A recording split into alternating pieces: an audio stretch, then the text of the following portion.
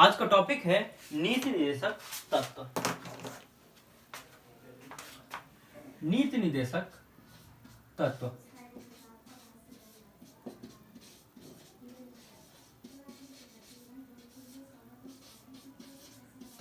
अब बात आती है कि ये नीति निर्देशक तत्व किसके लिए होते हैं, तो उत्तर होता है राज्य के लिए, अर्थात राज्य के नीति निर्देशक तत्व। ठीक, नीति निर्देशक तत्व। अब बात करते हैं कि देखो हमारा कल हमने क्या बताया था, मूल अधिकार कितने तक था। जब हम मूल अधिकार की बात करते हैं तो ये 12 से 35 तक चलता है। वहीं जब हम इसके ऊपर जाते हैं, इसके बाद मूल अधिकार देखो तीसरे भाग में था। जब हम नीति निर्देशक तत्वों की बात करते हैं तो ये आता है चौथे में, भाग 4। कौन सा है भाग 4। जब आर्टिकल की बात करते हैं तो ये 36 से 51। ठीक, भाग 4 आर्टिकल 36 से 51 में नीति निर्देशक तत्वों का वर्णन किया गया है। बात करते हैं कि नीति निर्देशक तत्व है क्या। जैसे हम देखते हैं कि हमें अधिकार दिया गया है, इसी हिसाब से प्रत्येक नागरिकों को जब अधिकार दिया गया तो कुछ कर्तव्य राज्यों के लिए भी निर्धारित किए गए होंगे। उन्हीं कर्तव्यों को पालन करवाने के लिए नीति निर्देशक तत्वों को लाया गया था। नीति निर्देशक तत्व कहां से आए हैं, प्रश्न कई बार आया है कि नीति निर्देशक तत्व कहां से लिया गया है, तो उत्तर होगा आयरलैंड से। कहां से लिए गए हैं,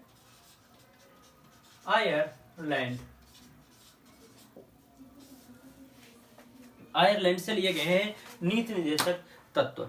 हम बात करते हैं कि जो नीति निर्देशक तत्व हैं ये आयरलैंड से तो ले लिए गए हैं, लेकिन इनका मतलब क्या है, क्या उद्देश्य है इस नीति निर्देशक तत्व के, अर्थात डीपीएसपी राज्य के नीति निर्देशक तत्वों का जो उद्देश्य मूलभूत क्या मतलब इसका, उसकी बात करते हैं। तो देखो होता है कि राज्य होता है, राज्य पर कानून का शासन लागू होता है। प्रत्येक व्यक्ति राज्य के नियमों में बंधे हुए होते हैं या देश के नियमों में बंधे हुए होते हैं।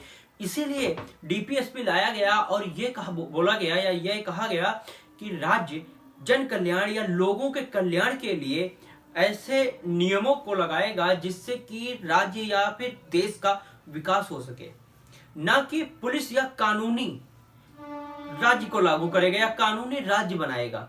तो होता क्या है, हम देखते हैं कि जो भी नियम कायदे कानून बनते हैं अक्सर जनता को या लोक कल्याण को हित में देखकर बनाए जाते हैं। अर्थात मतलब कहने का हो गया कि पुलिसिया अधिकारी को हटा दिया जाता है और यहाँ पर कल्याण युक्त राज्य को या उनके उद्देश्यों को ध्यान में रखकर नीति को लागू किया जाता है। ठीक, वहीं पर हम अगर पुलिसिया लागू कर दें तो मतलब क्या हो जाएगा कि मार्शल लॉ लागू कर दिया और आर्टिकल कौन सा आ जाएगा, आर्टिकल 33 आ जाएगा। हमने कल आपको ये बता दिया है आर्टिकल 33 में क्या है। अब बात करते हैं कि एक व्यक्ति थे, वो दार्शनिक समझो या व्यक्ति समझो जो समझो, तो जर्मन के थे ग्रैंडवेल ऑस्टिन।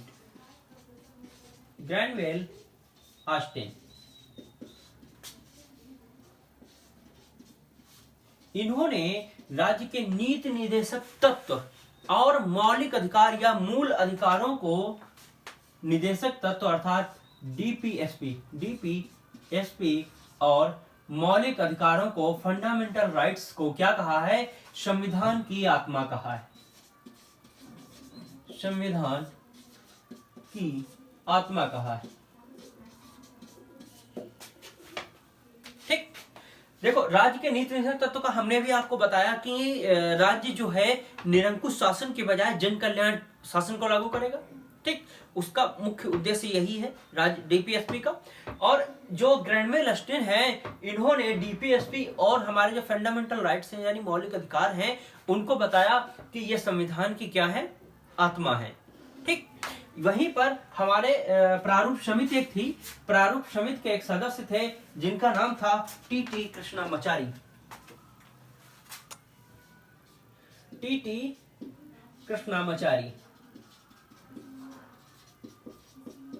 प्रारूप समिति सदस्यों में से एक सदस्य थे।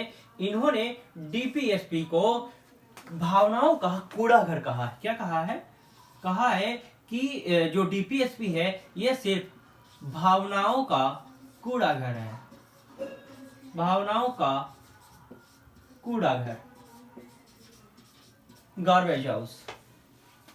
आप समझने वाली बात है कि जो टीटी कृष्णामाचारी हैं ये तो प्रारूप समिति के सदस्य खुद थे और इनके द्वारा उसका पूरा जो बनाया गया संरचना तैयार की गई संविधान की, उसमें सहभागिता धारण किए। फिर भी इन्होंने क्या कहा है कि जो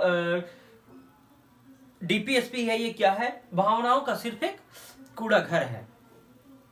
एक बार नहीं कई बार पूछा गया है कि डीपीएसपी को भावनाओं का कूड़ा घर किसने कहा है, तो उत्तर होगा टीटी कृष्णामाचारी।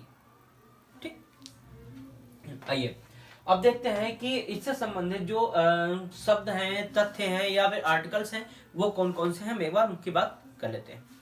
आर्टिकल 36 लिखवाने की आवश्यकता नहीं है, सिर्फ बोल देता हूं।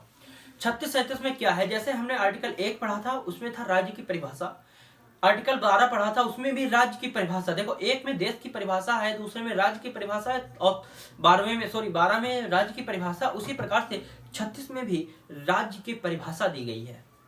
जैसे कि 13 में कहा गया कि राज्य कोई भी ऐसे कानून लागू नहीं करेगा जिससे लोगों के अधिकारों को सीमित कर दे। उसी प्रकार से आर्टिकल 37 कहता है कि राज्य ऐसे नीति निर्देश मतलब ऐसे तत्व या ऐसे कानून नहीं बनाएगा जो कि जन कल्याण के विकास में बाधा डाले। समझ में आ गई? 36 और 37, 36 में परिभाषा है, 37 में कहा गया है कि राज्य ऐसे कानून नहीं बना सकता जिससे जन कल्याण या जन के विकास में या लोक विकास में बाधा पहुंचाए। ये 37 कहता है। सिंपल है, आसान है। बात करते हैं आर्टिकल 38। आर्टिकल 38 कहता है कि जन कल्याण के लिए, आर्टिकल 38 कहता है कि लोक कल्याण, इसे हम जन कल्याण भी बोल सकते हैं। लोक कल्याण मतलब राज्य जो है लोक कल्याण के विकास के लिए, विकास हेतु कार्य करेगा या जो भी नियम बनाएगा वो किससे संबंधित होंगे, वो होंगे कि लोक के विकास में हो यानी जन के विकास में हो। वहीं पर आता है अनुच्छेद 39। अब इससे समझ सकते हो कि अनुच्छेद 39, देखो ये अभी समझ में नहीं आया होगा लेकिन अब समझ में आएगा। कह रहा है कि राज्य सभी नागरिकों के लिए समान वेतन की व्यवस्था करेगा। ठीक, समान वेतन किसमें है? आर्टिकल समान वेतन की व्यवस्था। ये कौन कर रहा है? राज्य कर रहा है। किसके लिए? राज्य को ये आदेश दिए गए हैं कि राज्य को निर्देश दिया जाता है कि राज्य सभी के लिए समान वेतन की व्यवस्था करेगा। वो महिला हो या पुरुष हो, यदि किसी की कार्यावधि 8 घंटे है, ये पुरुष है और वहीं पर महिला भी है जिसकी कार्यावधि भी 8 घंटे है, अगर इसे 10,000 रुपए मिल रहे हैं तो इसे भी 10,000 रुपए ही मिलेंगे। मतलब समझ में आ गया कि समान कार्य के लिए समान वेतन। यहीं पर एक 42वां संविधान संशोधन किया गया।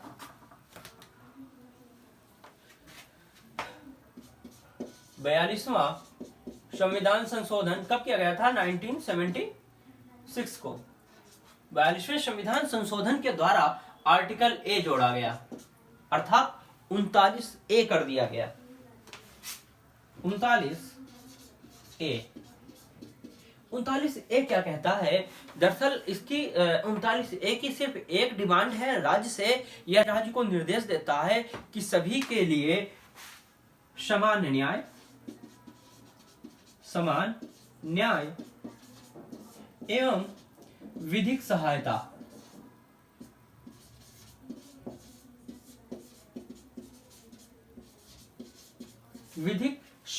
की व्यवस्था करेगा। ये सभी के लिए समान के मतलब हो गया, जो गरीब हैं उनके लिए भी और जो अमीर हैं उनके लिए भी। इनमें कोई भी या किसी भी प्रकार का कोई अंतर नहीं किया जाएगा, सभी को समान न्याय दिया जाएगा, अमीरी गरीबी को भुलाकर। और वहीं पर विधिक सहायता का मतलब हो गया कि सभी को विधि अर्थात कानूनी सहायता प्रदान किया जाएगा। ये नहीं अगर कोई पीड़ित है और राज्य के पास किसी समस्या को लेकर गया है तो या किसी पुलिस स्टेशन पे गया तो वो लोग उसे मना कर दें कि नहीं तुम गरीब हो, हम तुम्हारी एफआईआर नहीं लिखेंगे। इसे हम विधिक सहायता का मतलब ऐसा समझ सकते हैं। देखो कई बार होता क्या है कि हम लोगों की ऐसी परिस्थिति नहीं होती है कि अपने न्याय मांगने के लिए हम कोर्ट में जा सके, मतलब हमारे पास आर्थिक जो समस्या होती है वो आवश्यकता से अधिक दयनीय होती है। ऐसे समय में हमारी मदद राज्य करता है और इसलिए प्रत्येक कोर्ट में दो ऐसे पद होते हैं जिसे कहते हैं या तो पीपी कहेंगे या फिर कहते हैं एपीपी,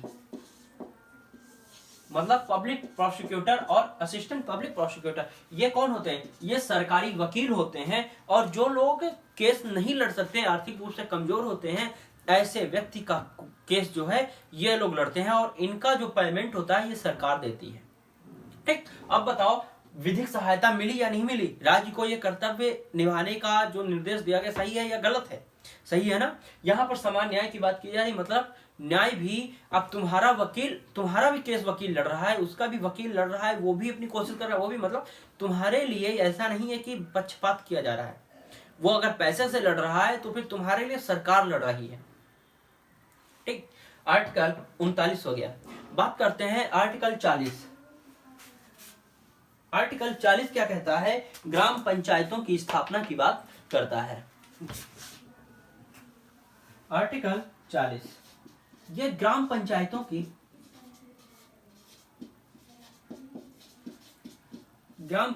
की स्थापना से संबंधित है। आर्टिकल 40 कहता है कि प्रत्येक राज्य का एक कर्तव्य है कि प्रत्येक ग्राम पंचायत में एक ग्राम न्यायालय या ग्राम पंचायत होनी चाहिए। प्रत्येक गांव में एक पंचायत होनी चाहिए। देखो छोटे स्तर पे जो हम कहते हैं स्थानीय स्तर पर, वैसे तो स्थानीय स्तर पर अगर कही जाए कोर्ट तो जिला कोर्ट होती है, लेकिन वहीं पर अगर हम ग्राम के स्तर पर बात किया जाए तो जो ग्राम पंचायत होती है, हम देखते हैं कई बार कई ऐसा समस्याएं आ जाती हैं जिनके लिए आवश्यक होता है कि जो बड़े बुजुर्ग हों, गांव के प्रधान, ब्लॉक प्रमुख वगैरह, इनको बिठाया जाता है, सभासद। ठीक है, ये लोग बैठते हैं और ये लोग वहां पर बैठकर जो फैसला होता है वो सुनाते हैं, उस पर निर्णय लेते हैं और वो मान्य होता है। अगर वो मान्य नहीं हम कर सकते या हमारी इच्छा के विरुद्ध है या फिर हमें लगा कि हमें उचित न्याय नहीं मिला, ऐसे समय में हम कोर्ट जा सकते हैं और अपना केस फाइल कर सकते हैं। तब हम जिला कोर्ट में पहुंचते हैं। समझ में आया कि ग्राम पंचायत का मतलब क्या है? आर्टिकल 40। आर्टिकल 41 क्या करता है? आर्टिकल 41 राज्य को निर्देश देता है कि प्रत्येक व्यक्ति के लिए शिक्षा की व्यवस्था करेगा। राज्य शिक्षा की व्यवस्था करेगा, उसके काम की व्यवस्था करेगा, उसके स्वास्थ्य की व्यवस्था करेगा। ये कौन कर रहा है? ये प्रत्येक राज्य को ये निर्देश दिया जा रहा है कि आर्टिकल 41 के तहत प्रत्येक व्यक्ति के लिए शिक्षा, काम, स्वास्थ्य और पोषण या जन कल्याण का कार्य करेगी राज्य। ठीक है, राज्य को बताया गया कि आर्टिकल 41 के तहत कि प्रत्येक राज्य प्रत्येक व्यक्ति के लिए शिक्षा, काम, स्वास्थ्य व जन कल्याण से संबंधित कार्यों को करेगा। वहीं पर जब हम आते हैं आर्टिकल 42 में, आर्टिकल 41 समझ में आ गया होगा कि क्या है? कुछ भी विशेष नहीं है, नॉर्मल सा है। नीति निर्देशक तत्व अगर आ गया तो इसमें से एक क्वेश्चन आपका हर हाल में पक्का है। बात करते हैं आर्टिकल 42। आर्टिकल 42 क्या कह रहा है? आर्टिकल 42 कहता है कि प्रत्येक राज्य मातृत्व, जिसे हम कहते हैं प्रसूति की सहायता की व्यवस्था करेगा। मतलब राज्य आर्टिकल 42 के तहत मातृत्व अर्थात प्रसूति की सहायता करेगा। मतलब ऐसी महिलाएं जिनको मतलब जो गर्भ धारण कर रही हैं या जो गर्भ धारण किए हुए हैं, उनको बच्चे जन्म देने के लिए सहायता करेगा। मतलब हॉस्पिटल खोलेगा या फिर वो जो यहाँ नहीं पहुंच सकती वहां तक एम्बुलेंस भेजेगा। यदि एम्बुलेंस में रिस्क है तो वहां तक डॉक्टर भेजेगा और तत्कालीन जो औपचारिक क्रियाएं हैं या जो तत्कालीन उनको जो आवश्यकताएं हैं उन्हें प्रदान करवाएगा। ये किसका कर्तव्य है? राज्य के नीति निर्देशक तत्व के तहत राज्य का कर्तव्य है। समझ में आया? ये जो कुछ है सब की सब जो जितने भी नीति निर्देशक तत्व के तहत आते हैं, मतलब राज्य को निर्देश दिए गए हैं, इसलिए बार बार मुझे राज्य कहने की आवश्यकता नहीं है। तो आप लोग समझ गए होंगे कि अब ये मोस्ट इंपॉर्टेंट है, ये याद रखना कि ये बहुत ही मोस्ट इंपॉर्टेंट है। कभी भी पूछ सकता है कि प्रसूति अर्थात मातृत्व की सहायता कौन से आर्टिकल में है? आर्टिकल 42 में है। ठीक, अब वहीं पर हम बात करते हैं आर्टिकल 43 कहता है कि कर्मचारियों के निर्वाह का वेतन, इसकी व्यवस्था कौन करेगा? राज्य करेगा। अर्थात मान लो कोई व्यक्ति कर्मचारियों के लिए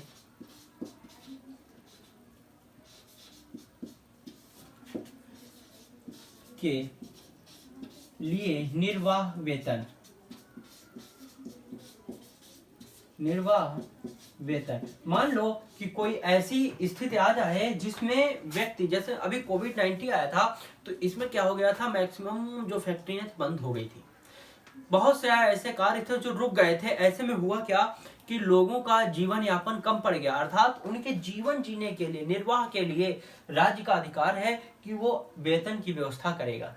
अर्थात जो कर्मचारी कार्य कर रहे थे, ठीक है, ऐसे व्यक्तियों को जो अनुबंधित हैं कार्य करने के लिए, वो नहीं सिर्फ गए और कार्य करने लगे एक दिहाड़ी के तौर पे, उनकी बात नहीं, लेकिन यहाँ कर्मचारियों से तात्पर्य हो गया जो प्रतिबंधित हैं, जिन्हें ऑफर लेटर दिया गया है या कर्मचारियों की तरफ से, मतलब कंपनी या फैक्ट्री या फिर सरकार की तरफ से उन्हें अपॉइंटमेंट किया गया है, नियुक्त किया गया है।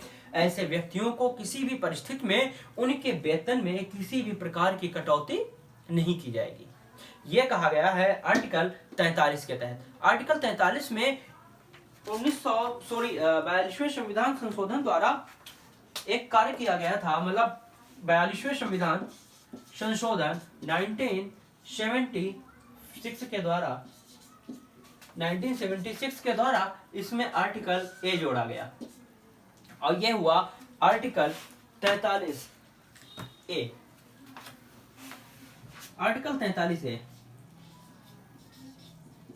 अब आर्टिकल 43 से क्या कहता है कि जितने भी हम देखते हैं गांव या क्षेत्र या देहातों में जब जाते हैं, या मतलब मान लो शहर में हो, शहर में भी देखते हैं सहकारी समितियां होती हैं।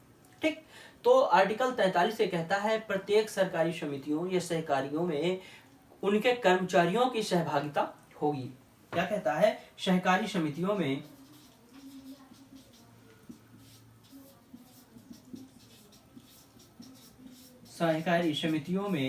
कर्मचारियों की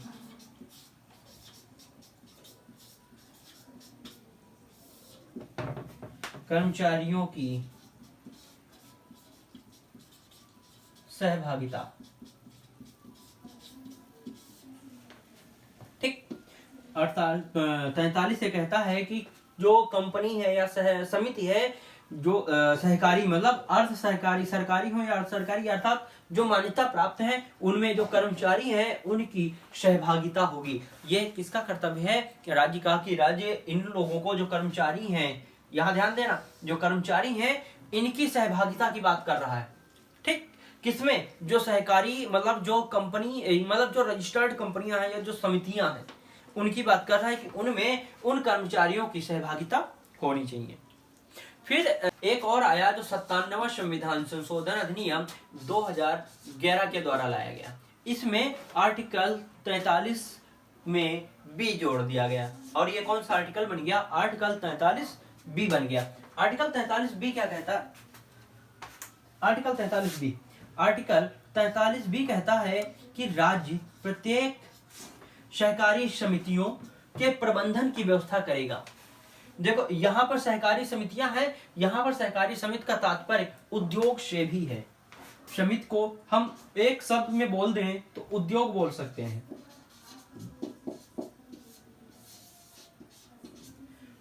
समझ में आया कि उद्योगों से भी तात्पर्य है 43 ए में। लेकिन जब यहाँ की बात कर रहा है तो यहाँ कह रहा है सरकारी समितियों के प्रबंधन की व्यवस्था करेगा, प्रबंधन और उसके विकास की व्यवस्था करेगा। 43 बी में कहा गया है कि राज्य सहकारी समितियों या फिर सहकारी समूहों की व्यवस्था या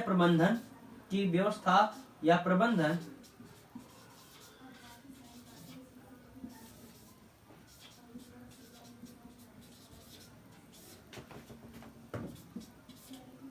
प्रबंधन व विकास, सहकारी समितियों के प्रबंधन व विकास में राज्य सहायता करेगा। क्या करेगा? सहायता करेगा। ये था हमारा 43B, अर्थात हमारा 43 कंप्लीट हो गया। 43 में जो ये वाला है, अर्थात केवल और केवल 43 वाला मोस्ट इंपॉर्टेंट याद रखना कि निर्वाह वेतन की व्यवस्था की जाएगी। ठीक, और उसके बाद आता है कर्मचारियों की सहभागिता प्रत्येक उद्योग में, उसके विकास में, या सहकारी समितियों के कर्मचारियों को उसकी सहभागिता की जिम्मेदारी, या फिर उसमें जो कर्मचारी कार्य कर रहे हैं, जो प्रतिबंधित हैं, उनकी सहभागिता की जिम्मेदारी कौन लेता है? राज्य सरकार लेती है। ठीक है, और उसी के तहत 43 से, भाई जाहिर सी बात है, अगर सहभागिता है तो जाहिर सी बात है, अगर किसी कारण वजह से कंपनी वो बंद हो गई या कार्य कुछ समय के लिए रोक दिया गया, तो उनके वेतन पर, कर्मचारियों के वेतन पर किसी प्रकार का असर नहीं पड़ना चाहिए। इसीलिए 43A लाया गया, और इस 43A को सफल बनाने के लिए 57वां संविधान संशोधन 2011 किया गया, जिसमें राज्य को कहा गया कि आप उसके प्रबंधन और उसके विकास में सहायता करेंगे। यदि मान लो कोविड-19 थी, कोविड-19 में क्या हुआ कि बहुत सारी जो फैक्ट्रियां थी, कंपनियां थी, बंद हो गई। अब जाहिर सी बात है कि प्रत्येक व्यक्ति दिहाड़ी पर तो नहीं होगा, कुछ ऐसे होंगे जिन्हें परमानेंट नियुक्त किया गया होगा वहां पर। तो ऐसे व्यक्तियों को, मतलब उनके जीवन निर्वाह, उनके वेतन के लिए कौन जिम्मेदार था? कंपनी के साथ साथ राज्य सरकार भी जिम्मेदार थी। ठीक, हमारे उम्मीद से आप 43वां समझ गए होंगे जो हम कहना चाह रहे हैं, मतलब बताना चाह रहे हैं। ठीक है, 43A और 43B दोनों आपको समझ में आ गया होगा। आइए बात करते हैं आर्टिकल 44। आर्टिकल 44 क्या कहता है? आर्टिकल 44 हम लोगों ने आप लोगों ने पढ़ा होगा कि समान नागरिक संहिता पढ़ा होगा, बिल्कुल पढ़ा होगा। समान नागरिक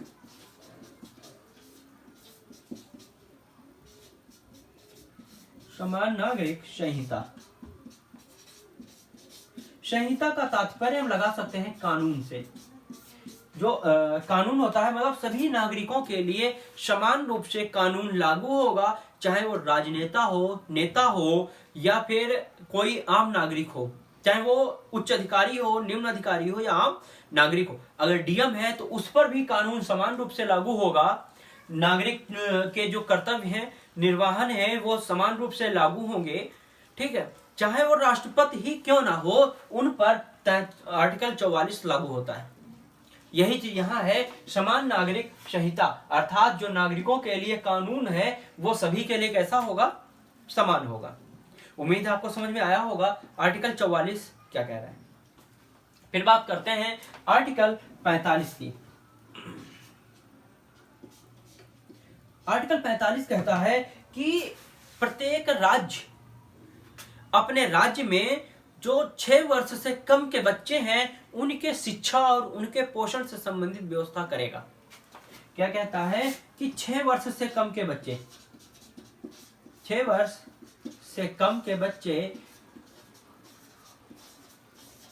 या बच्चों की शिक्षा की व्यवस्था, शिक्षा व्यवस्था। अब बात समझने वाली है, यहां कह रहा है कि जो 6 वर्ष से कम है ऐसे बच्चों की शिक्षा की व्यवस्था करने का उत्तरदायित्व तो राज्य, प्रत्येक राज्यों को है। तो क्या होता है कि हम देखते हैं एक संस्था है आंगनबाड़ी, है या नहीं है? आंगनबाड़ी जो है, अब देखो गौर से इस बात को समझना। पहले आंगनबाड़ी, उसमें क्या होता है, हम देखते हैं छोटे छोटे जो बच्चे होते हैं 6 वर्ष तक के, ऐसे बच्चों को आंगनबाड़ी में ले जाया जाता है। वहां सिर्फ उनको उठना बैठना सिखाया जाता है, या और भी जो कुछ होता हो, बाय द वे मैं तो गया नहीं हूँ। बाकी इसके अतिरिक्त जो होता है उन बच्चों के लिए पोषण की व्यवस्था भी की जाती है। दलिया वगैरह आता है आंगनबाड़ी से ही तो आता है। ठीक है, तो ये कहाँ है? आर्टिकल 45 में। अब अगर प्रश्न आ जाए कि आंगनबाड़ी किस आर्टिकल से संबंधित है, तो उत्तर होगा आर्टिकल 45। समझ में आया? एक बार आर्टिकल आया था शायद 14 या 15 में प्रश्न एक आया था एसएससी में। तो पूछा गया था, सीजीएल में आया था, उसमें पूछा गया था कि आंगनबाड़ी किससे संबंधित है। हालांकि आर्टिकल नहीं पूछा था, तो उसमें यह दिया हुआ था 6 वर्ष से कम के बच्चों के विकास के लिए, मतलब इस प्रकार के क्वेश्चन दिए हुए थे। तो जब हम 45 हमको पता होगा तो ये पता होगा कि 6 वर्ष से कम के बच्चों की शिक्षा की व्यवस्था के लिए, ठीक। तो फिर जाहिर सी बात है हम देखेंगे कि जो क्षेत्र होते हैं वहाँ आंगनबाड़ी होता है। आंगनबाड़ी जब हमने आपको बता दिया तो आपको इतना तो अंदाजा लग गया होगा कि वहाँ शिक्षा और पोषण से संबंधित कार्य होते हैं, ठीक है। तो उनके फॉर्म भी देखो निकलते हैं आंगनबाड़ी के हैं। तो आंगनबाड़ी किससे संबंधित है? 45 से, और क्या है, 6 वर्ष से कम के बच्चों की देखभाल के लिए व्यवस्था की जाती है आंगनबाड़ी की। उम्मीद है आपको आर्टिकल 45 समझ में आ गया होगा। बात करते हैं कि आर्टिकल 46 उसमें होता क्या है। दरअसल हम देखते हैं आर्टिकल 46 हम एक चीज देखते हैं, जब कॉस्ट को हम वो करते हैं कि विभाजित करते हैं जनरल, ओबीसी, एससी, एसटी, देखो देखते हैं कि फार्म आते हैं। तो फार्मों में होता क्या है कि जनरल वालों के लिए पोस्ट अलग होती हैं, ओबीसी वालों के लिए अलग होती हैं, और एससी, एसटी इन सभी की कैटेगरी जो होती है अलग अलग कर दिया जाता है। कैटेगरी क्राइटेरिया अलग अलग निर्धारित कर दी जाती है, ठीक है। तो वही यहाँ पर देखना है कि जब 46 आता है, आर्टिकल 46, अब बात को समझना कि कौन चीज देखो कहां से लिंक कर रही है। आर्टिकल 46 कहता है कि प्रत्येक ओबीसी, एससी, एसटी, अब यहां पर जनरल नहीं है, ठीक है। ओबीसी, एससी, एसटी की शिक्षा की व्यवस्था या उनकी संस्कृत सभ्यता का विकास के लिए राज्य व्यवस्था करेगी। ओबीसी, एससी, एसटी इनके पदोन्नति,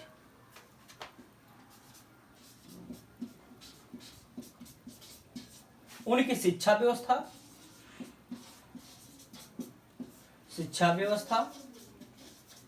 की व्यवस्था कौन करेगा? राज्य करेगा। यह किसमें दिए गए? आर्टिकल 46 में दिए गए। अब आर्टिकल 46 को अगर हम मूल अधिकारों में तुलना करके देखें तो हम देखते हैं कि एक तरफ आता है आर्टिकल 16(4), एक तरफ आता है आर्टिकल 16(4) जिसके तहत एससी एसटी के लोगों को क्या किया जाता है? प्रोन्नत किया जाता है, उनके लिए आरक्षण की व्यवस्था की जाती है, ठीक है, आर्टिकल 16(4) में। वही जब हम आते हैं 29(30) में, आर्टिकल 29(30) में, इसमें क्या होता है? उनकी शिक्षा संस्कृत बचाने के लिए संस्थान और मतलब संस्थान वगैरह खोलना और उनका प्रबंधन करने की व्यवस्था की जाती है, ठीक। तो आर्टिकल 46 को हम कोरिलेट कर सकते हैं आर्टिकल 16 और 29(30) से। अब याद रखना, हमने जो पहला बताया था तो उसमें नागरिकता वाला जो पढ़ाया था उसमें हमने आपको बताया था आर्टिकल 15, 16, 19, 29 और 30 ये ऐसे आर्टिकल हैं जो केवल और केवल भारतीय नागरिकों को प्रदान किए जाते हैं। इसका मतलब क्या हुआ कि जो ये वाला है आर्टिकल 46 ये केवल और केवल किसे प्रदान किया जाएगा? केवल और केवल भारतीय नागरिकों को प्रदान किया जाएगा। समझ में आया? अब मैंने ये बात यहाँ पर क्यों बताई और इसे कोरिलेट क्यों किया, इसका एक कारण है। 2016 में रेलवे का एक क्वेश्चन आया था, तो उसमें था ऑपरेटर का पेपर था, रेलवे ऑपरेटर का। तो उसमें क्वेश्चन था कि ओबीसी, एससी, एसटी की शिक्षा की व्यवस्था राज्य किस आर्टिकल के तहत करता है? अब बात समझो, पूछ रहा है किस आर्टिकल के तहत। ये होना चाहिए था परंतु ये नहीं था, और वहां पर दिया था 29(30), 45(46), 15(16) और 19(20।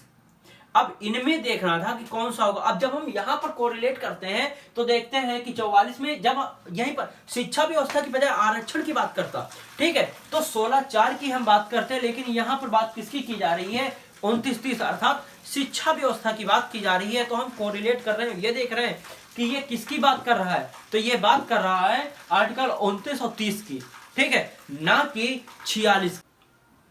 अब बात करते हैं आर्टिकल 47 क्या कहता है। आर्टिकल 47 आर्टिकल 47 कहता है कि जन कल्याण, लोगों के हित में, उनके जीवन स्वास्थ्य, ठीक है, मतलब उनके जीवन स्वास्थ्य को बढ़ाने के लिए, उनके जीवन को बढ़ाने के लिए राज्य को पोषाहार की व्यवस्था करना पड़ेगा। यानी राज्य को यह निर्देश देता है कि प्रत्येक राज्य अपने लोगों के या जनों के लिए जीवन स्वास्थ्य,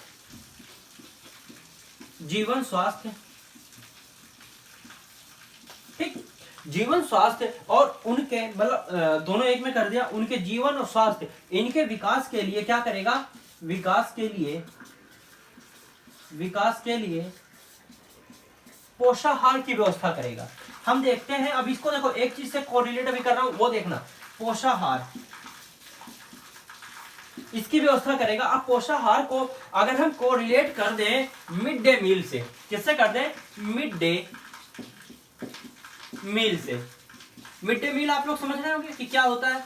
दरअसल जो प्राइमरी विद्यालय है, होता क्या था कि इनमें बच्चे बहुत कम जा रहे थे, मतलब जा नहीं रहे थे बल्कि नाव के बराबर जा रहे थे। ये समझ लो कि बंद होने के कगार में जो सरकारी विद्यालय थे आ गए थे। ऐसे में को मिड डे मील को शुरू किया गया कि जब वहां अच्छा भोजन दिया जाने लगेगा तो जाहिर सी बात है लोग क्या करेंगे, अपने बच्चों को वहां भेजना शुरू कर देंगे।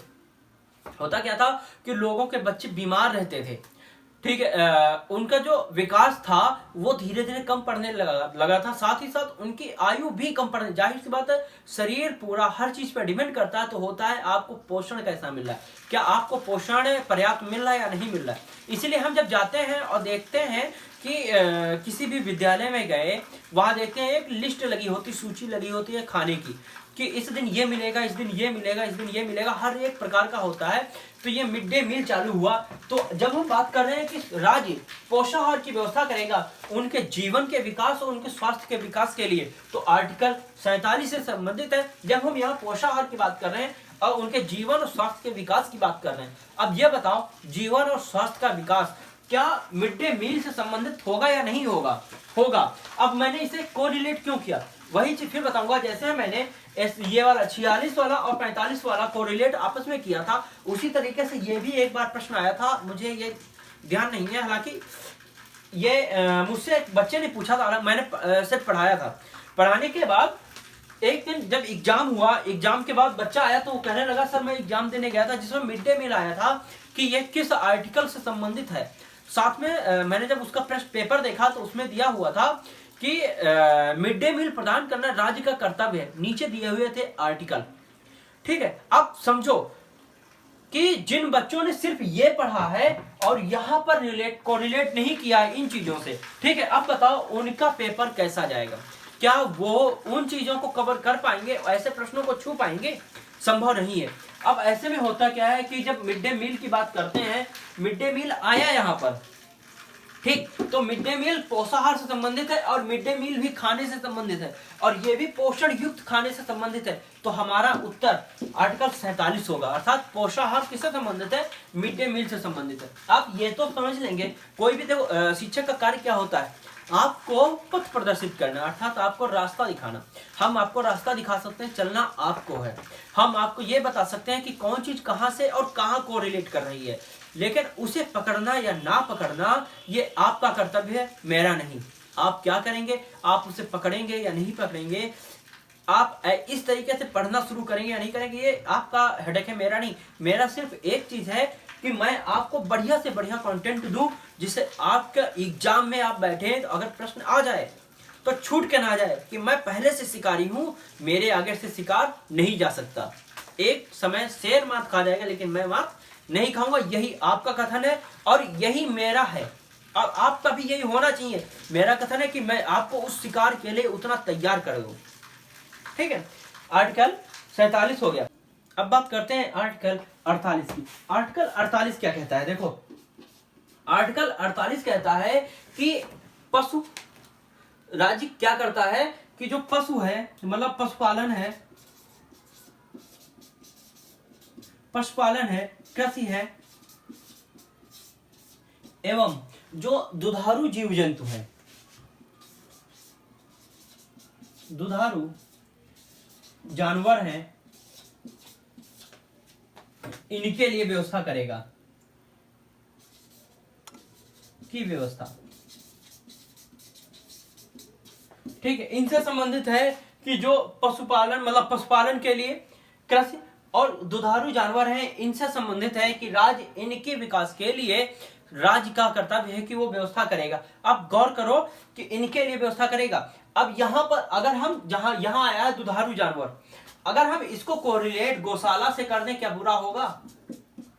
गौशाला, ये अभी तक प्रश्न नहीं आया है, लेकिन जब मिड डे मील आ सकता है यहाँ पर, इसको प्रोन्नत, इसको मतलब 46-16-4 आ सकता है, शिक्षा से आ सकता है, तो क्या ये आने की संभावना नहीं होगी?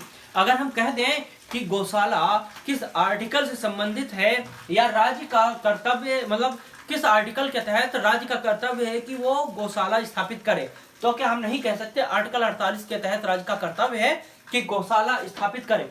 क्यों? क्योंकि दुधारू जानवरों को बचाना किसका कर्तव्य है? राज्य का कर्तव्य है। पशुपालन और कृषि, ये भी किसका कर्तव्य है? राज्य का कर्तव्य है कि वो पशुपालन को बढ़ावा दे और कृषि को बढ़ावा दे। ठीक, हम देखते हैं विभिन्न प्रकार से मुहिम चलाई जाती है।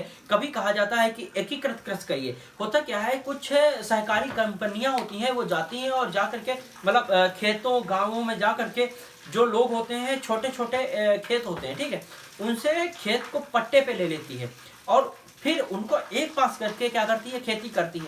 जाहिर सी बात है कि जब विभाजित था, ऐसे में क्या था कि जो उपज थी वो कम हो गई। जब एकीकृत कर दिया गया, इंटीग्रिटी कर दिया गया, तो हुआ क्या? जो फसल थी वो उसमें वृद्धि हो गई। ठीक है, जहां पर 10 कुंटल होता था तो कुछ ना कुछ तो बढ़ेगा ना, भले 11 कुंटल हो या 12 कुंटल हो, कुछ ना कुछ फर्क पड़ेगा। वो कार्य करना किसका कर्तव्य है? राज्य का कर्तव्य है कि वो पशुपालन और कृषि को बढ़ावा दे तथा दुधारू जानवरों की रक्षा करे। इसके लिए अगर हम इससे कोरिलेट कर दें या इससे संबंधित कर दें, संबंध बना दें कि गौशाला की स्थापना करना राज्य का कर्तव्य होगा, आर्टिकल 48 के तहत है, कोई बुराई नहीं है। ये याद रखना, ये पूछा नहीं गया लेकिन पूछे जाने की संभावनाएं है। इसके बाद एक 42वां संविधान संशोधन हुआ 1976 द्वारा और आर्टिकल 48 में ए जोड़ दिया गया।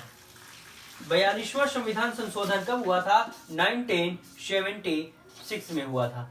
ठीक, इसके तहत आर्टिकल 48 में ए जोड़ा गया और आर्टिकल कौन सा बना? Article 48A।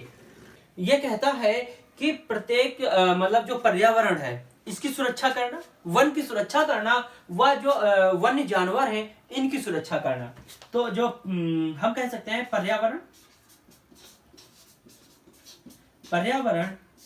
वन व वन्य जीवों की सुरक्षा,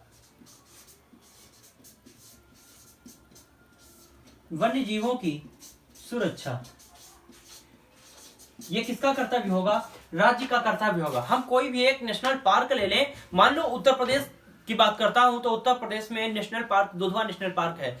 इसकी सुरक्षा या इसके विकास की जो उत्तरदायित्व है, ये किसके पास, किसका अधिकार है? राज्य का अधिकार है कि वो अपने राज्य में या उसके राज्य में जो वन है, पर्यावरण है या वन्य जीव हैं उनकी सुरक्षा करें।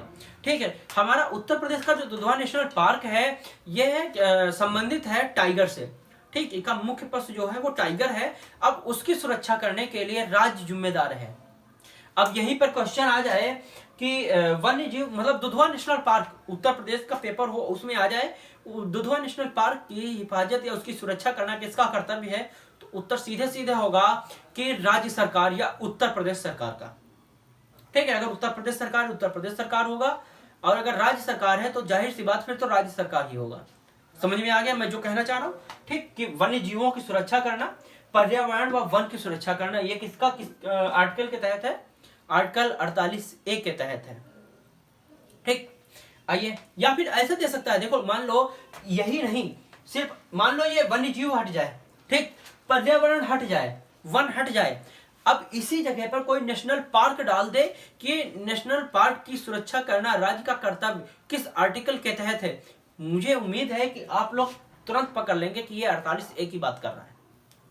ठीक, आइए बात करते हैं आर्टिकल 49 की।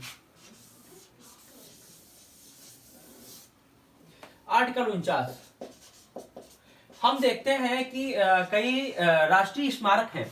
ठीक, तो उन राष्ट्रीय स्मारकों की सुरक्षा करना किसका कर्तव्य है? राज्य सरकार का। राष्ट्रीय स्मारक राष्ट्रीय स्मारक या जो राज्य की जो धरोहर वो मुख्य उनकी सुरक्षा करना ये राज्य का कर्तव्य है। जैसे मान लो उत्तर प्रदेश में हो तो उत्तर प्रदेश में जो भी राष्ट्रीय धरोहर होगी या जो स्मारक होगा उसकी हिफाजत करना, उसको विकसित करना या फिर वहां पर लोगों के लिए ऐसी व्यवस्था करना जिससे कि उसको मतलब कोई भी नुकसान ना हो सके, ये कर्तव्य किसका है? राज्य सरकार का कर्तव्य है। याद रहेगा। वहीं पर आइए बात करते हैं आर्टिकल 50 की। अब कि आर्टिकल 50 क्या कहता है?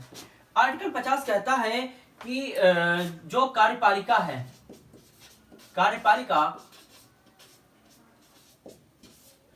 और न्यायपालिका, देखो दो पालिकाएं होती हैं, एक कार्यपालिका हो गई, दूसरा हो गया न्यायपालिका। ठीक, अब ये न्यायपालिका और कार्यपालिका इन दोनों के कार्यों को अलग अलग कर दिया गया। ठीक है, अर्थात इनके कार्यों को देखभाल या फिर इनके विकास या न्यायपालिका व कार्यपालिका का अलगाव, यह आर्टिकल 50 से संबंधित है। ये दो तीन बार प्रश्न पूछा गया है, कार्यपालिका और न्यायपालिका का अलगाव या इनका विभाजन किस आर्टिकल के तहत है? आर्टिकल 50 के तहत इनका विभाजन किया गया है। याद रहेगा। अब हम ऐसे देख सकते हैं कि जो न्यायालय होता है, ठीक, इसका कार्यभार कौन संभालता है? न्यायाधीश संभालता है। वहीं जब हम बात करते हैं कि कार्यपालिका की, तो कार्यपालिका में सबसे पहले आता है उस जिले का जिलाधिकारी, इसका ऑफिस अलग होता है। वहीं जो न्यायाधीश होते हैं इनके ऑफिस अलग होते हैं। उम्मीद है समझ में आया होगा मैं जो कहना चाह रहा हूं। बात करते हैं आर्टिकल 51 की। आर्टिकल 51 ये अंतरराष्ट्रीय शांति और समझौते से संबंधित है। किससे संबंधित है? अंतरराष्ट्रीय शांति और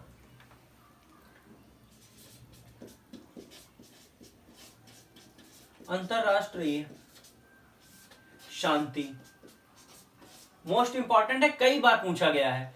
शांति और समझौते, समझौते या सुरक्षा से संबंधित।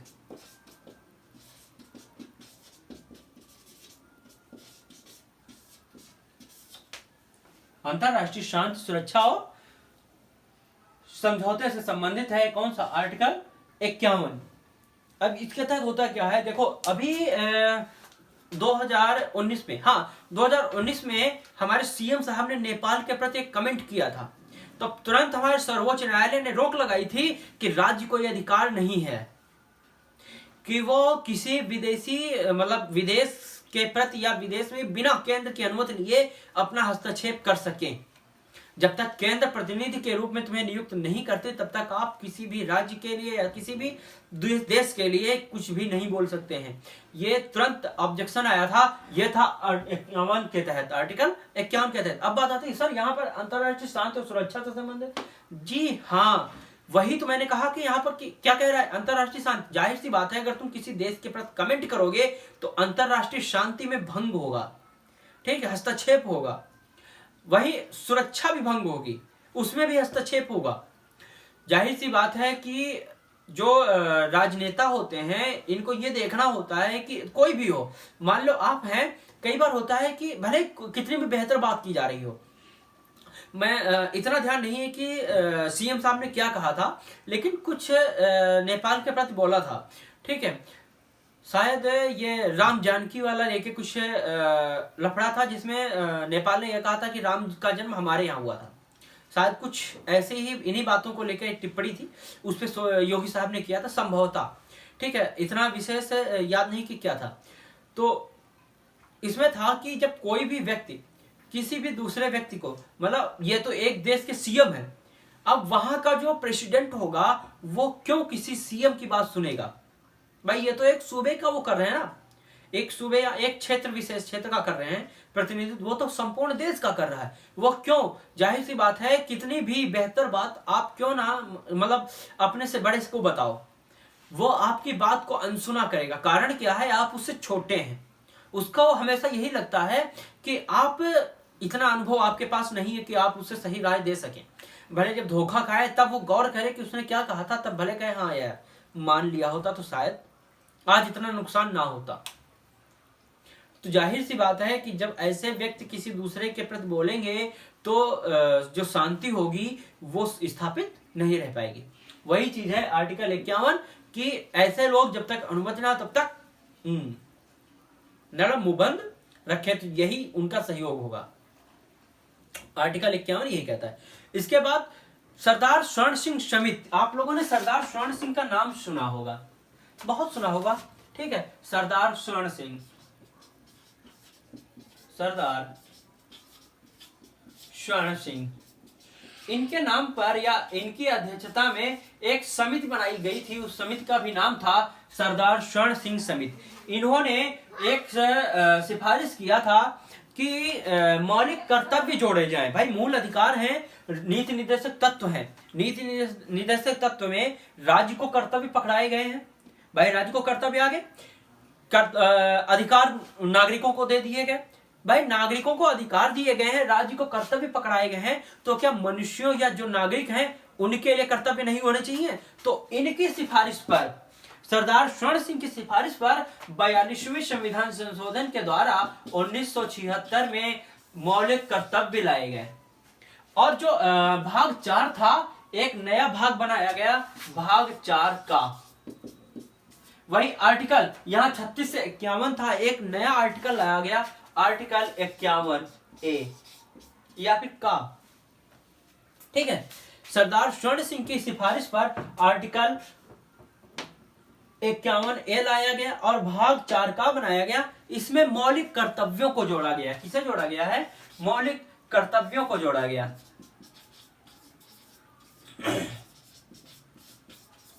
अब यहां पर एक चीज ध्यान देने वाली बात है कि मौलिक कर्तव्यों को जोड़ दिया गया। जब मौलिक कर्तव्य जोड़े गए 1976 में, ठीक है, तब क्या हुआ था कि कितने मौलिक कर्तव्य थे? मात्र 10 मौलिक कर्तव्य थे। कितने मौलिक कर्तव्य थे? 10 मौलिक कर्तव्य थे। परंतु 57वां संविधान संशोधन किया गया 2011 में। 57वां संविधान संशोधन 2011 में किया गया, तब एक और मौलिक कर्तव्य जोड़ा गया। तो कुल मौलिक कर्तव्य उस समय कितने हो गए? 11 मौलिक कर्तव्य हो गए थे। और जो 11वां मौलिक कर्तव्य जुड़ा, ये मोस्ट इंपॉर्टेंट है कि जो 11वां मौलिक कर्तव्य था, ये क्या था कि 6 से 14 वर्ष तक के, वही जो मूल अधिकार में हमने 21A पढ़ा था, 42वें संविधान संशोधन द्वारा जो 45 में था, आर्टिकल 45 में राज्य के नीति निर्देशक तत्व में था, उसे 86वां संविधान संशोधन अधिनियम 2002 द्वारा 21A में कर दिया गया था, ठीक है। यह लाया गया किसमें? 57वां संविधान संशोधन अधिनियम 2011 के द्वारा यहां लाके जोड़ दिया गया और यह कौन सा बन गया? मौलिक कर्तव्य बन गया। अब यहीं पर हम प्रश्न लेते हैं कि 6 से 14 वर्ष तक के बच्चों को अनिवार्य शिक्षा उपलब्ध कराना प्रत्येक माता पिता का कर्तव्य है। मतलब क्या कहलाएगा? मौलिक कर्तव्य कहलाएगा या मौलिक अधिकार कहलाएगा? तो जाहिर सी बात है उत्तर क्या होगा? एक तो देखो 86वां संविधान संशोधन 2002 हुआ, दूसरा 57वां संविधान संशोधन 2011 हुआ। अब पहले कौन था, अब बाद में कौन हुआ? तो जाहिर सी बात है जो बाद में डिसीजन आया होगा वही मान्य होगा। तो वर्तमान में अगर ये आ जाए कि 6 से 14 वर्ष तक के बच्चों को या बाल्य को अनिवार्य शिक्षा प्रदान करना है, क्या है? मौलिक कर्तव्य है। ये याद रखना मोस्ट इंपॉर्टेंट है। और यही 11वां जोड़ा गया था, जो मौलिक कर्तव्य था 11वां था।